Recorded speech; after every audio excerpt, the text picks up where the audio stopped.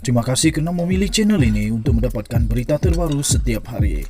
Bagi anda yang pertama kali berada dalam channel ini, sila pertimbangkan untuk tekan butang like, subscribe dan komen video ini untuk penambahbaikan pada video akan datang. Berita politik, berita semasa, berita ekonomi, berita kesihatan, pendidikan dan segalanya ada dalam channel ini. Salam sejahtera Malaysia, berita terkini daripada bhonline.com bertajuk Jolo tahu dana 1MDB diterimanya hasil pecah amanah. Berita penuh. Syarikat Pelaburan Strategik Wan Malaysia Development Berhad 1MDB dan anak syarikatnya menegaskan ahli perniagaan kontroversi dalam buruan Loh Teck Jo atau Jolo mengetahui dana syarikat itu yang diterimanya dilesapkan atau dipindahkan melalui tindakan pecah amanah antaranya oleh bekas Perdana Menteri Datuk Seri Najib Tun Razak. 1MDB yang menjawab pernyataan pembelaan Jolo dalam kes saman yang difailkannya terhadap lelaki itu dan ahli keluarganya berkata defendant pertama iaitu Jolo adalah proksi dan rakan sekutu Najib yang pada setiap masa menjadi pengarah bayangan 1MDB kerana pengarah syarikat itu biasa bertindak mengikut perintah dan arahan iaitu Najib Razak. Syarikat itu berkata, susulan daripada itu, Jolo juga adalah pengarah bayangan 1MDB dan pemegang amanah konstruktif terhadap wang berkenaan. Katanya, mereka mempunyai bukti menyokong tindakan saman terhadap Jolo bagi menuntut wang itu dipulangkan kepada 1MDB yang akan dikemukakan pada perbicaraan kes saman itu nanti. Katanya dalam kenyataan itu, pembelaan defendant pertama bahawa dia tidak pernah mengaku liability dalam prosiding yang difailkan oleh Jabatan Keadilan Amerika Syarikat DOJ adalah keseluruhannya tidak relevan.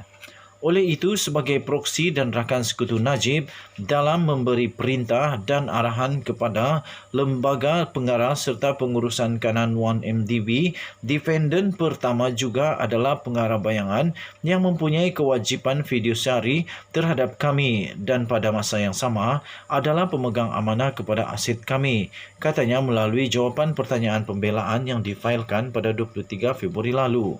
1MDB turut berkata Jolo mendapatkan proksinya untuk bekerja dalam 1MDB dan anak syarikatnya termasuklah bekas pengarah kewangan 1MDB Terence G. Cho Heng, bekas peguam 1MDB Jasmine Loh Aiswan, bekas pengarah eksekutif 1MDB Casey Tang Keng Chi dan bekas ketua pegawai eksekutif CEO SRC International Sdn Bhd Nik Faizal Arif Kamil.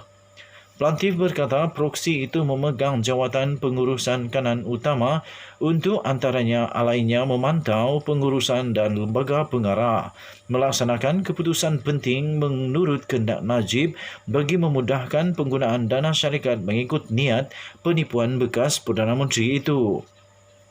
Pada 7 Mei 2021, 1MDB dan 4 anak syarikatnya yang lain sebelum ini juga telah memfailkan saman terhadap Jolo dan keluarganya. Semua plaintif menamakan Jolo rakan sekutunya Eric Tan Kim Long, bapanya Tan Sri Larry Loh Hok Peng, kakaknya Loh Mei Lin, adik lelakinya Teck Zen dan ibunya Puan Sri Goh Gek Iwi sebagai defendant pertama sehingga ke-6. Berdasarkan rate itu, 1MDB telah menuntut sebanyak 661 juta US dollar daripada Jolo dan masing-masing 41 juta US dollar, 397 juta US dollar, 608 US dollar dan 1.9 bilion US dollar daripada Jolo serta Kim Long dan 325 juta US dollar daripada Jolo dan ayahnya. 1MDB Global Investment Limited pula menuntut sebanyak 630 juta US dollar daripada Hok Peng, Jolo dan Kim Long serta 2 juta US dollar daripada Teck Zen, Jolo dan Kim Long.